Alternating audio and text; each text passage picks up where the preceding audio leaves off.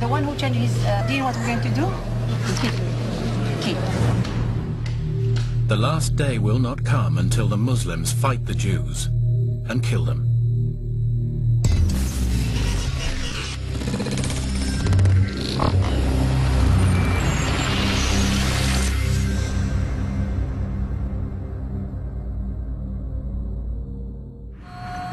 Our reporter, a Muslim herself, is going undercover in the most important and influential mosque in the country. London's Central Mosque, an Islamic cultural centre, usually known as Regent's Park Mosque, says it promotes tolerance and interfaith. We featured it in last year's dispatches, and the mosque promised to crack down on anyone promoting extremism on its premises. So she's going back to find out if they've been true to their word. Women aren't allowed in the main hall, so she's directed upstairs to the main women's section on a large balcony overlooking the hall.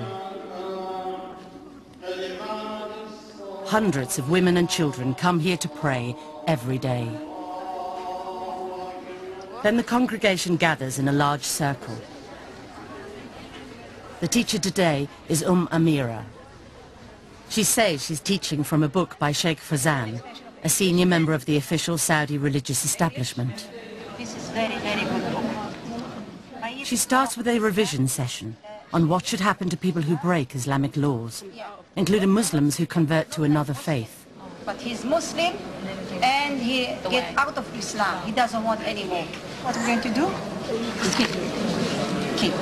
Comes out of qatl, kill. You have to kill. You understand? We're talking about Islam. Yeah? It's the same for adulterers. For the had the zina, what is the law of this? Stoning. Until he died. And the one who is not married, he never dies. Now, with 100 lash. The worshippers, many of whom are children or teenagers, are being taught the Saudi Arabian interpretation of Sharia law from official Saudi books. The teachings include the brutal killings of homosexuals and women who act like men. If someone make themselves like a man, a woman like a man, you understand this, the punishment is kill. Kill them from the highest place. We're not going to be like animals, living like animals. Or to be like the people of Lut, we have to take the had. The had is to kill them. This causes a brief debate among the young students. One girl says they should also be stoned. With the punishment of, throw them from the highest point and then stone them. Another student says the punishment is approved by the Quran. Then we reduced him to the lowest of the low. So if you throw someone off a mountain, you are reducing him to the lowest of the low because they're falling off from a high place. In fact, punishments like throwing homosexuals from a mountain are nowhere mentioned in the Quran. It's a hardline interpretation taught in Saudi Arabia. Amira condemns terrorism and says these punishments will only be carried out in a future Islamic state under a Muslim leader, not in present-day Britain. حتى ما نقول احنا راح نبدا نقتل في الناس اذا لا لازم يكون امير مسلمين لما جيش المسلمين يقوى ويكونوا يحاربوا حتى الاسلام كله يعمر. This fundamentalist interpretation of Islam is being taught in Britain's most important and supposedly moderate mosque. Our reporter finds out where Amira has been trained. She says she's just finished 3 years of study at Medina Mosque in Saudi Arabia. It's the second most holy mosque in Islam, and its imams teach Muslims an interpretation of the faith known to some as Wahhabism. Amira teaches what she says is an important principle in Islam. A Muslim must hate as well as love. It's not enough that you worship Allah, we have to also, in our heart, hate what Allah subhanahu wa ta'ala, please to Allah, and love what Allah subhanahu wa ta'ala. She says this principle relates to living with non-Muslims. Hate what displeases to Allah, especially when living with this country that's non-Muslim. And asks a worshipper to read out a verse from the Quran, Stand up and read, please. which she says is about relations between Muslims and non-Muslims. Verily, we are free from you, and whatever you worship besides Allah, we have rejected you, and there has appeared between us and you hostility and hatred forever until you believe in Allah alone. Mira says it means Muslims must separate from non-Muslims. You understand, sister? Islam is التبرؤ من الشرك. من الشرك وأهله, the people who do the shirk. Any questions? After the lesson, our reporter approaches Mira to ask her to clarify her teaching. You know, when we talked about the love and enmity for Allah, how do we apply that? How as a Muslim do I apply that? Yeah. Muslims should show good manners to non-Muslims and can try to convert them to Islam, but cannot befriend them. She uses the Arabic term kafir, meaning disbeliever or infidel. To be good friend, give them all about our secret, you know. Understand? You have to be friend with them, but it's not allowed. Because wala is only to Muslim, not to the kafir. Mira says she's learned this doctrine of separatism in Saudi Arabia, whose clerics preach a brand of Islam often called Wahhabism. Wahhabism is opposed to the diverse and tolerant traditions of classical Islam, according to moderate British Muslims like Sheikh Musa Admani, an imam who's advised the government on Islam. The Saudi Wahhabi worldview is very narrow. It's extremely intolerant. This extreme intolerance comes out of seeing non-Muslims as basically non-human. Intolerance, hatred, dislike, this is not Islamic teaching at all. Separating from disbelievers is the official theology of the Saudi state, according to Saudi academic Professor Madawi al-Rashid. The Saudi religious scholars adopt a very strict and radical interpretation of the status of a Muslim minority in a non-Muslim society. A true Muslim should not associate with infidels. So you are physically here, but mentally, socially, religiously, you belong elsewhere. Now we've found this message of segregation being taught at the most important mosque in the country. It's visited by world leaders and even has its own interfaith department, which organizes visits from government, the civil service, representatives of other religions, and thousands of British school children a year. The mosque says the aim of these visits is to promote understanding and respect between the communities. Our reporter is filming as some of the interfaith groups are brought into the women's area. So this is what we have in our heart. It's just on this occasion, Mira meets them. Let me know how to reach the way, the right way. On another occasion, a group of non-Muslims is invited to sit down with the circle. The preacher promotes Islam to them, but talks politely about other religions too. And the message, the Quran, came to confirm the truth in the previous scriptures. But as soon as the interfaith group leaves, the same preacher's tone changes completely. She now says Christian teachings are vile. And we feel nothing sometimes going past the church. We don't look at it in disgust and think, subhanAllah, what are these people doing in there? What they say with their tongues is so vile and disgusting. It's an abomination. Like the other preachers in the circle, she says she's teaching from the works of the Saudi scholars. In this case, Sheikh bin Baz, a former Grand Mufti of the kingdom. The teachings include that a Muslim cannot be tolerant of other religions. He shouldn't just be indifferent and say things like, you go to church, you know, I go to the mosque, let's all stay together like one big happy family and all be united as humanity. This is false, this does not work, this concept is a lie, it's fake, and it's a farce. The circle preaches for 8 hours a day on Saturdays and Sundays. Any woman who goes there to pray is likely to hear their preaching. Our reporter is told the circle was set up years ago by Mira, but while she's been in Saudi Arabia, it's been run by this woman, Salim. She too preaches Saudi teachings. She says she's met a Muslim woman who is too friendly to non-Muslims. When she sees a kafir woman, big smile. When she turns around, she sees me there. Yeah. It's part of Islam, of the aqeedah, of the correct belief, that you love those who love Allah, and that you hate those who hate Allah. Okay? Although the preachers say Muslims should act well with non-Muslims, in private they were often disparaging about their ways and beliefs. In 2 months at the mosque, we only recorded one incident of dissent. A worshipper sitting in the audience objects to the teachings on disbelievers, saying Islam encourages Muslims to mix with others. In the recent ayah of the Quran says, we made of you peoples, different shu'ub, to know one another. And if you communicate with the other and you show the beauty of Islam, then then maybe people could come into Islam. The preacher qualifies her statements a little. It doesn't mean that we should oppress them. It doesn't mean that we don't give the right. It doesn't mean that we don't help them. Okay? But then returns to the main theme. But it doesn't mean as well that we should befriend them. Regent's Park Mosque was set up 60 years ago to represent British Muslims to the government. It says its role is to help Muslims integrate into British society. The Women's Circle does preach against terrorism and doesn't incite Muslims to break British laws. But far from preaching integration, Salim says Muslims cannot take British citizenship. Their loyalty is to Allah. There are some conditions that can take you into the kufr, to take the British citizenship. Whether you like it or not, for these people you are selling your religion for. It's a very serious thing. It is not allowed to give allegiance to other than Allah.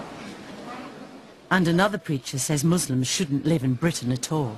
It's not befitting for a Muslim that he should reside in the land of evil, the land of the kufar, the land of the disbelievers.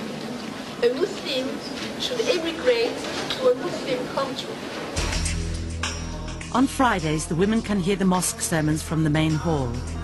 These sermons are given to 1,000 or so worshippers by the mosque's official imams, who by historical agreement have been supplied by the Egyptian government and are trained in Egypt.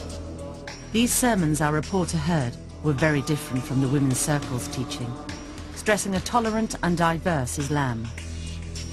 But our reporter has found that upstairs, British women are being constantly exposed to hardline Saudi teachings. There are other links between Britain's Central Mosque and Saudi Arabia. It's been heavily funded by the kingdom, and the mosque's Director General is from Saudi Arabia. Dr. Ahmed Al-Dubayan is the public face of the mosque and in overall control. I would like really to express our prayers, our condolences also. After the 7th July bombings, he held a press conference there to condemn terrorism. And it is not accepted by the Muslim community. It's not accepted also by all means by the Islam itself as a faith and as a religion. Dr. Al-Dubayan is not an imam, he's a Saudi diplomat. He's Islamic Affairs Attaché to the Saudi Embassy in London and has full diplomatic immunity. Dr. Al-Dubayan told us that some of the preachers, including Amira, were unknown to him. He said Salim had requested permission to be an authorized teacher at the mosque, but had been refused, as she did not supply references and written information about her teachings and views. He and the mosque had not known of her teachings and views, which did not reflect those of Regent's Park Mosque. He said, "The ICC is committed to interfaith and cross-cultural understanding. It does not support or condone extreme views, racial hatred, violence or intolerance." Salim told us, "We are not blind followers of any government or any clerics. We do criticize other religions just as other religions criticize Islam. However, this does not mean that we show intolerance, aggression or violence to people of different faiths. And we have often emphasized that the Muslim's attitude towards his or her non-Muslim counterpart is one of fairness, compassion and tolerance. We encourage integration into society." She said the comments that Muslims could not take British citizenship were erroneous and apologized for them. She said, "Whilst it is recommended for a Muslim to migrate to a Muslim country, it is not obligatory." In last year's dispatches, we found the mosque's official bookshop was selling a number of speeches by preachers promoting hatred and intolerance. كافر يا لطيف. The worst word that can ever be written. Dr. Al-Dubayan told us the bookshop was independently run by a company called Dar al Salam International Publications, a British company with links to Saudi Arabia. But he said he was seriously concerned and said that the DVDs had been removed immediately, pending an investigation, and he called on all British Muslim organisations to be vigilant about the message being spread on their premises, either during talks or on recorded DVDs. So our reporter went back to the bookshop and went to the same shelves to see if he had been as good as his word. But despite his promises, she found they're still selling the speeches of exactly the same preachers we identified last year.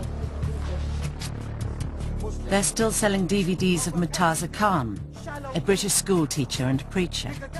In this one, he attacks the Western idea that women can be independent from men. The mental capacity of this society teaches you, I'm a woman in my own right. I can get my own job, I can get my own funding, I can get my own welfare, I can get my own flat, I can get my own home, I can get my own state benefit. I don't need you in my life. What is that? Deception of the devil. And says men should control them. A man is stronger than women, but men today don't know how to take care of their families. That's why their women walk loose, their women speak loose. And that's their evil society, that Muslim society has become like that today. And they're still selling DVDs of Sheikh Faiz, who was trained to preach in a Saudi religious university, condemning disbelievers. The kafar are kafar. Who cares what they do? They do the most evil, filthy things. The disbelievers, the evil, wicked, mischievous people. Black, you can see the evil in that face. Do not mix with people who do not prostrate to the oneness of Allah Ta'ala, who do not prostrate to the Almighty Lord. Keep far away from people like that. Last year we found DVDs of him calling Jews pigs who would be killed at the end of the world. In this new one from the bookshop, he is still condemning Jewish beliefs and Jews themselves. The leader of pride or arrogance are no other than the Jews. Wallahi, they got the most extreme racial pride in them. An abominated, filthy, disgusting, gross belief. Their time will come, like every other evil person's time will come. And they're selling more speeches by Sheikh Khalid Yassin, who learned Arabic in Saudi Arabia. In some of the DVDs we found, he says Muslims could have a constructive relationship with non-Muslims. But in this DVD, he praises the Sharia law practiced in Saudi Arabia, saying he's witnessed public beheadings there. When you enter Saudi Arabia, everybody knows how everything goes. They're the only ones that have the power and who have the audacity and who have the principle to continue punishing the people as Allah subhanahu wa ta'ala say punish them. At least I say we Muslims should have that kind of power all over the world. And that people can see people without hands. People can see in the public heads rolling down the street. People got their hands and feet from opposite sides chopped off and they see them crucified. They see people get punished. They see people get put up against a pole and see them get lashed in the public. They see it. And because they see that, that acts as a deterrent for them because they think about that. They say, oh, I don't want that to happen to me. Sheikh Yassin told us his comments should be considered in context. He said he did not support or promote Saudi Arabian government policy or religious rhetoric, and said capital punishments are carried out by many states and governments. He said, that lecture was aimed at reforming the Muslim people, the Muslim society and the Muslim world, to be adjudicated by the sovereign Islamic State, when one exists. Dar es Salaam International Publications told us the bookshop sells a wide range of material which they do not necessarily agree with. They said, we try to represent a variety of opinions through the products we sell, in order to spread peace, respect, tolerance and understanding. We were unable to contact Murtaza Khan. However, last year he told dispatchers, my discourses have never been delivered with the intent to malign any individual group or race. They are delivered to inspire Muslims to better themselves and then to play a positive role for their own and wider community in Britain. Dr. Al-Dubayan reiterated that the bookshop was run by an independent company. He said, despite having no control over the bookshop, we met with those running the bookshop after your program was broadcast. We made it clear that it was not acceptable for the bookshop to stock materials containing extremist views, as we consider these materials to be offensive and contrary to the aims of the ICC. We were assured all offending material had been removed and systems put in place to prevent this reoccurring. Dr. Ghayasuddin Siddiqui founded the Muslim Parliament in Britain and is director of the Muslim Institute, Britain's oldest Islamic think tank. He says the mosque's bookshop has previously been caught selling radical books as well as DVDs. Whenever such books are found, I mean, the only explanation from the administration has been that it's not part of us. But, you have no compulsion to having that bookshop, close it down. But this story goes on and on. They continue to sell books which are promoting basically Saudi Wahhabi ideology. As long as the Islamic Cultural Center in Regent's Park remains in the hands of Saudis, there will never be a unity among Muslims in Britain. Next, we investigate claims that the Saudi Arabian state is involved in spreading a message of intolerance and segregation.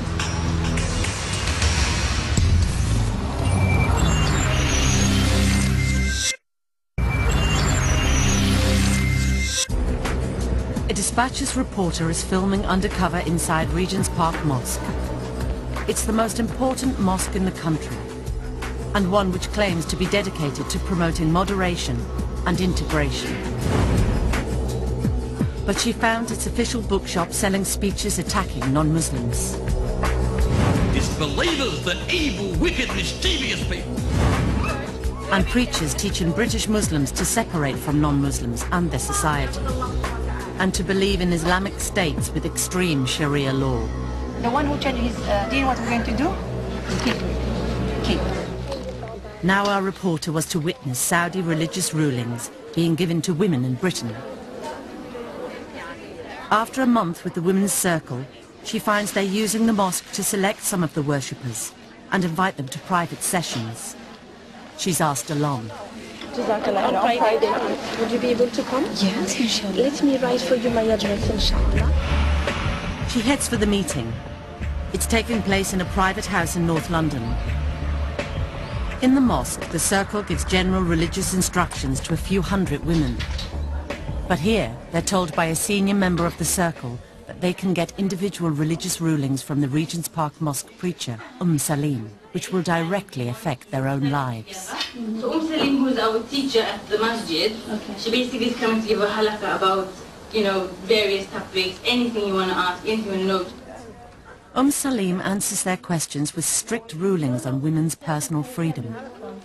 She says they can't travel far without a mahram, a male member of the family, to escort them. Whoever believes in Allah should not travel without a mahram. This alarms one woman in the audience. Sister, me and my husband, we can't go together. So what do I do if I want to go? Yeah. She's told she can't travel by herself. So what do I do? You go with your husband. The British government says empowering Muslim women is a key part of its strategy against extremism. This year, Gordon Brown launched an advisory group of Muslim women to encourage integration into British society and greater participation in the workplace. The important thing for our country going forward is that every single citizen feels that they have a part to play. The aim is to help tackle radicalism, according to Saudi academic Dr. May Yamani. The current British government's policy is about empowering women to be part of the community where they live and participate and get jobs. This policy is certainly very important to keep real moderation in the community. Regent's Park Mosque says it aims to help Muslims integrate into society. But in the private sessions, Salim criticizes Muslim women who do so. Because I'm going to see Muslims in every sphere of the everyday life in this country. I see Muslims, it breaks my heart when I see them working in banks, short sleeves, sometimes this tight, scarf like this, makeup, being with the kufa all the time, even speaking the language. She learns that this woman has a job in the health service. No, is the job okay? The job that you are doing, does it involve anything haram or is it? No. No, I all work in halal. pathology, hematology, just blood tests. Just blood tests? Yes. And they don't allow you to wear jilbab? Salim finds out that the woman can't wear a jilbab, a full Saudi-style Islamic covering, while at work. And she's working alongside men, which is forbidden by Saudi scholars. You work only with females? No. Salim says this is not acceptable. You know that working in an environment that is not Islamic, working with the kuffar, all this takes you away from the deen and hardens your heart. And it will be lying to you if I say it's okay. We asked Dr. Yarmani what she thought of this kind of Saudi teaching being spread to British Muslims. My reaction to this, restricting women a job in a hospital, performing their job and working with patients at the hospital because of type of gown they're wearing, or restricting the movement of a woman in the street, in London, or anywhere in Britain, my reaction is, this is not Islamic. Before there was anything. They're not even justified by the basic Islamic texts. Salim denied to us the meetings were clandestine. She said the rulings that women could not travel alone and could not work if it conflicted with religious requirements were totally justified by Islamic texts. She said, "You may regard these juristic and textual rulings as extreme restrictions, but we see them as our way of life and a liberation of the soul."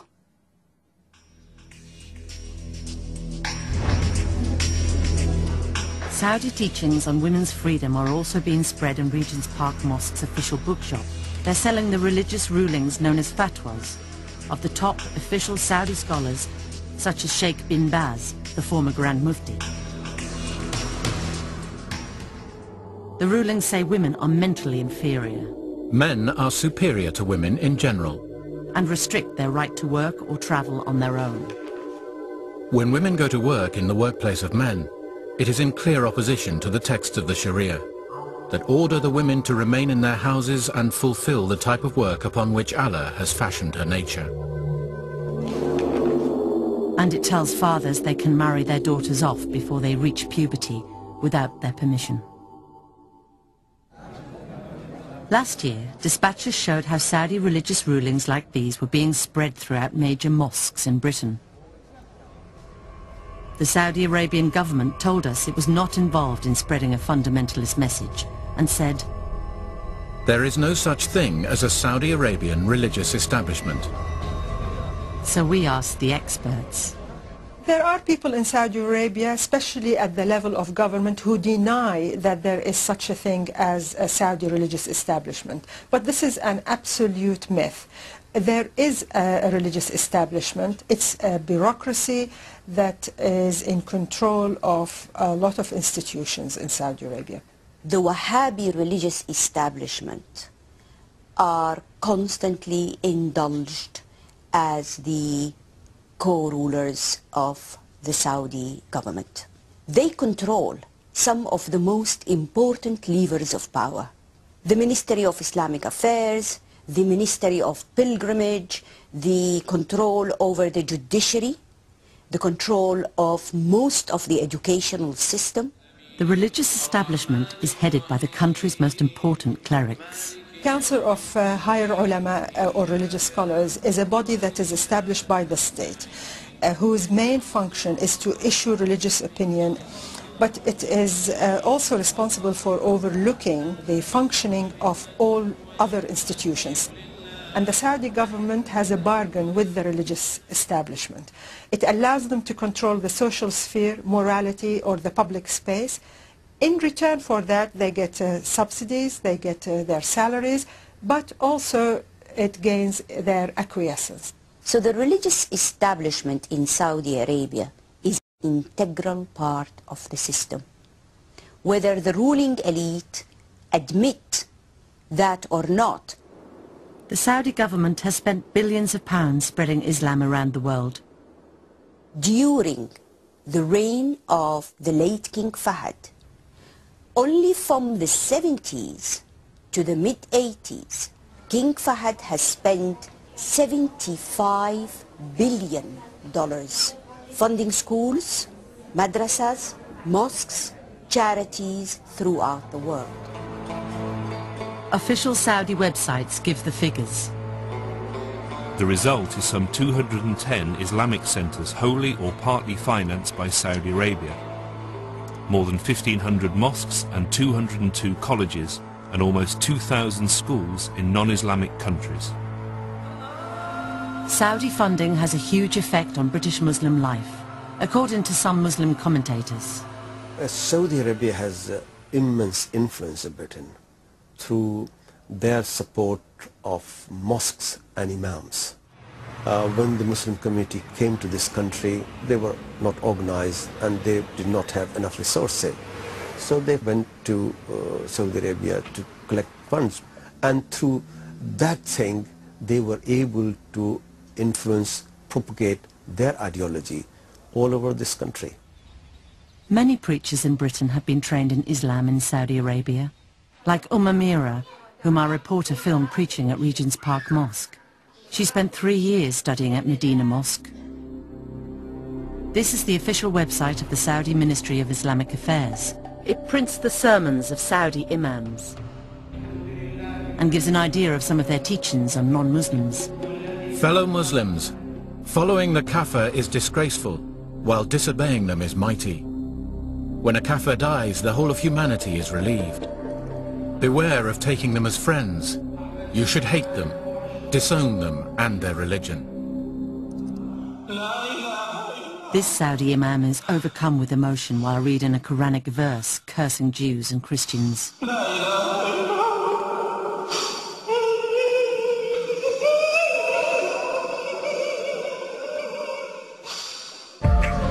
Saudi books with the same message of segregation continue to be widely available in Britain, such as these official fatwas sold in Regent's Park Mosque bookshop. The enemies of Allah are the disbelievers. It is necessary to avoid mixing with non-Muslims, to like them, to love them, to support them, or live amongst them. We found Saudi Arabian religious teachings being spread at Britain's Central Mosque, which is run by a Saudi diplomat. This is another Islamic institution in Britain, funded by Saudi Arabia. The King Fahd Academy in West London is an independent day school for 500 Muslim children, run under the support and supervision of the Saudi Embassy. Dr. Al-Dubayan, the head of Regent's Park Mosque, sits on the board of trustees.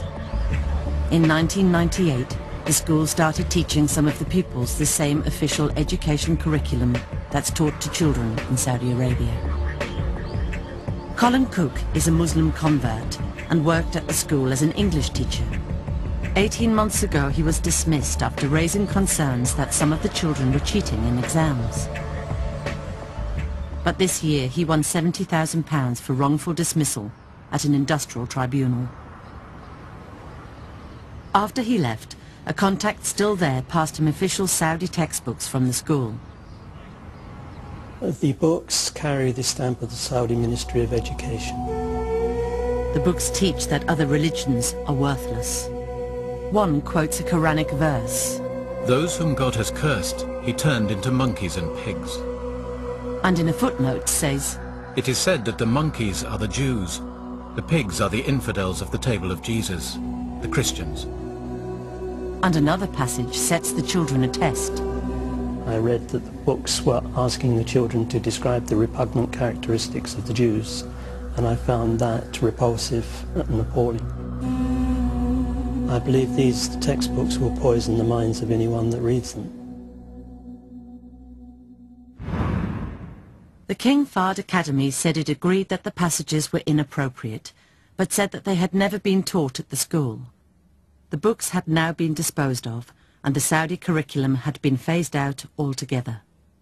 It said the passages on Jews and Christians related to an Old Testament event.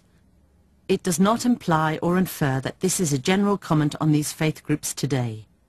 It said Ofsted had found that its pupils showed good empathy and tolerance of others' views. Every year, the Saudi ambassador to Britain, Prince Mohammed bin Nawaf, holds a conference with the British Foreign Secretary. He says the aim of the dialogue is to promote tolerance and mutual respect. That the theme of this session is focusing on how each community perceives the other and how to promote positive views and mutual respect. Our young people need to discover in learning about one another. But the British government's policy on tackling radicalism and the message being spread by Saudi theology are incompatible, according to security expert Professor Anthony Cleese. What the British government wants is for British Muslims to feel part of an inclusive British society. Now, what the Saudi version of Islam is saying is that Islam is not just a religious identity, it is also a political identity, and that they should resist, that it is right to resist being assimilated into mainstream British society. If you believe in Wahhabism or if you are a supporter of Wahhabism, then basically there is no integration, meeting of two sides. There is no respect for the other side. As a consequence, we have seen Muslims becoming isolated and marginalized. By the government's own thinking, separateness makes it easier for British Muslims not to regard Britain as their homeland, but as the enemy. Next, our reporter goes undercover in a third major UK Islamic institution to get first-hand evidence of the kind of Saudi material being spread in UK mosques.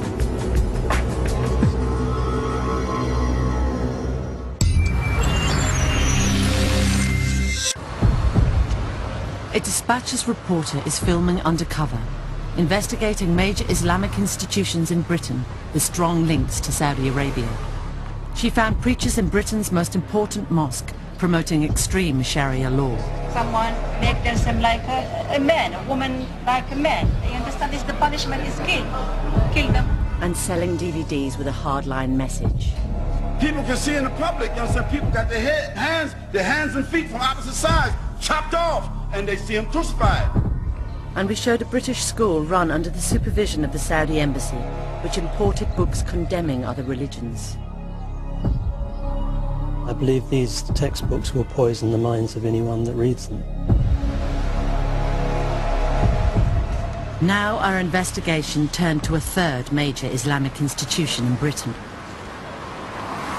This is the UK headquarters of the Muslim World League and the World Assembly of Muslim Youth. They're worldwide charities and run a 5-storey complex of offices, a mosque and prayer rooms in the heart of London's West End.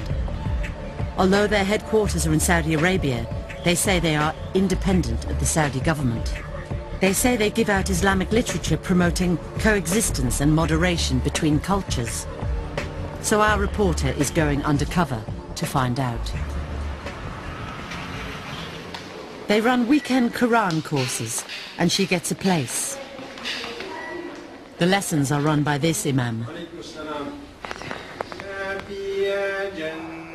The charities say they give out Islamic literature. So after the lesson, our reporter asks for some. She says friends of hers are setting up a mosque and Islamic school. He says they do give out books on Islam. जो भी इस वक्त फिर आ जाए जो भी किताब मांग ले हमारे पास मौजूद हो तो हम उसको स्प्रेड कर देते हैं कोशिश हमारी ये होती है कि उनसे कहेंगे भी आप इसको मस्जिदों में रखें इस्लामिक सेंटर में रखें ताकि सारे लोग फायदा हासिल करें जी He says they mostly give out English translations of the Quran. ये ज़्यादा से ज़्यादा ये जो तर्जुमे का कुरान है ना इनके पास ये होता है English translated Quran. She asks where the books are coming from. ये क्या सऊदी से सब आती हैं? जी, He says they come from the headquarters of the 2 charities in Saudi Arabia and a third source. Ministry of Islamic Affairs. The main sources in 3 sources. The charities based here claim to be independent of the Saudi government. But the Saudi Ministry of Islamic Affairs is using them to send books to Britain.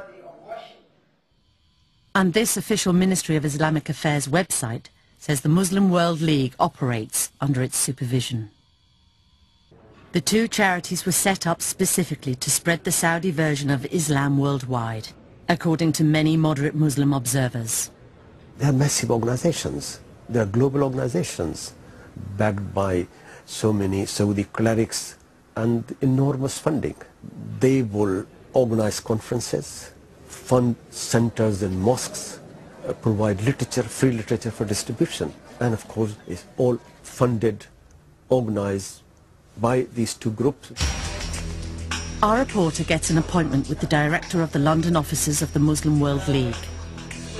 She tells him friends of hers are setting up a mosque and school, and he agrees she can take some books, which are kept in a locked basement.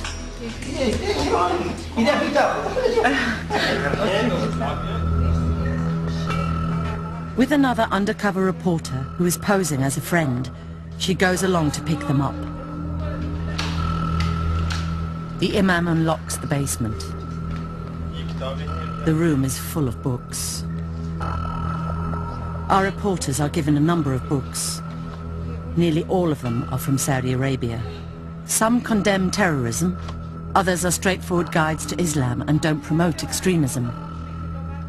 But others preach the same teachings our reporter had found being spread at Regent's Park Mosque, including works by the former Grand Mufti Sheikh bin Baz, advocating violent Sharia law punishments, such as death for Muslims who believe homosexuality is permissible. It is permitted to shed his blood and take his belongings. The books say love, support, loyalty and friendship with disbelievers is forbidden. Muslims must do jihad until all countries are ruled by Islam. If some of the people of the non-Islamic countries stand against Islam, they must be fought. And they must act upon the reported words of the Prophet. The last day will not come until the Muslims fight the Jews and kill them. Our reporter was given a sample copy of the translated Qurans they distribute in Britain. It's brand new, published in the last 2 years, and is produced under the supervision of the Saudi Ministry of Islamic Affairs. It bears King Abdullah's own seal of approval. We showed the new translation to Sheikh Musa Admani, who studied Islam at India's top religious universities. Whoever believes in Allah in the last day. A number of verses in the Quran preach peace and tolerance between Muslims, Jews and Christians. But the Saudi Quran contains footnotes saying these verses are no longer true, a narrow interpretation not followed by moderate Muslims. These scholars from Saudi Arabia are saying that it has been abrogated, it's been cancelled, it does no longer apply, because it doesn't fit in well with the ideology of segregation. Another footnote explicitly preaches segregation. This indicates that a Muslim should not stay in a non-Muslim country. Now, it's interesting. He's translating the Quran. Okay. The verse does not say anything about living Muslim, non-Muslim land. Here they're trying to use the credibility of the Quran to push their own idea in selected areas. The underlying motive here is to find a way of continuously implanting this permanent wedge between the wider British society and the younger Muslim living in Britain. He says King Abdullah's new translation has removed some objectionable material from previous Saudi versions. Made a bit of improvement, but it's not good enough. The Muslim World League told us some of the books we quoted from had been donated to them 10 years ago, assessed, considered not suitable for distribution and left in the basement. With regards to the translation of the Quran, it said, "No translation is perfect, and not every interpretation is agreed.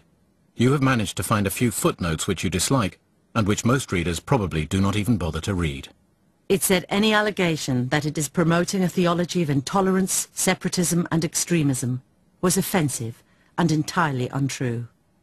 The Royal Embassy of Saudi Arabia told us that the King Fahd Academy, the Muslim World League and the Islamic Cultural Centre and Central Mosque were not part of the Saudi Arabian government or its instruments. It said, "The Saudi Arabian government does not advocate or support the bigoted beliefs of extremists. and there is no such organization as the Saudi Arabian religious establishment. It said Saudi Arabia promotes tolerance and mutual understanding and is at the forefront of international campaigns to stamp out and rehabilitate extremists. The British government says Saudi Arabia is its partner in tackling extremism, but critics say it's turned a blind eye to the importation of Wahhabism for years. Dennis McShane was a Foreign Office Minister from 2002 to 2005 and became worried at the government's attitude to radical Saudi teaching. The British establishment, in my judgment, in the sense of Whitehall, of senior ministers, refused to look at the penetration of Wahhabism into schools, into mosques. The ideology of what Wahhabism promotes is deeply inimical and dangerous to British values, but at the other level, this was a huge source of revenue for British companies, British state, British people, and that stopped, I think, any robust criticism of the Saudis. We were not firm enough in saying you should not export Wahhabism. He says the 7th of July bombings have been a wake-up call to ministers, but the government still doesn't take a strong enough line with Saudi Arabia. Clearly, Britain is a big trading state with an important defence industry, needs a relationship with Saudi Arabia, but we have to say quite clearly you can't export anti-Jewish, anti-democratic, anti-Western, anti-rule of law, homophobic, anti-women ideology dressed up as a religion. That is not acceptable. The British government told us, "We have put in place robust legislation to combat incitement to religious hatred, violence and terrorism. All individuals and organisations based in the UK are subject to this legislation, regardless of the provenance of their funding or connections to third countries, Saudi or otherwise." The petrodollar money coming from Saudi Arabia has basically distorted the growth and development of Muslim community in Britain. That's what I accuse them of. The destruction of Islam itself. The abuse and misuse of this great faith of mine, and not only mine, but of my children as well. To think, as I believe our government thinks, that it makes ideological sense to play patsy with the Saudis is folly of the first order of magnitude. We will be paying for it a vast amount in the years to come.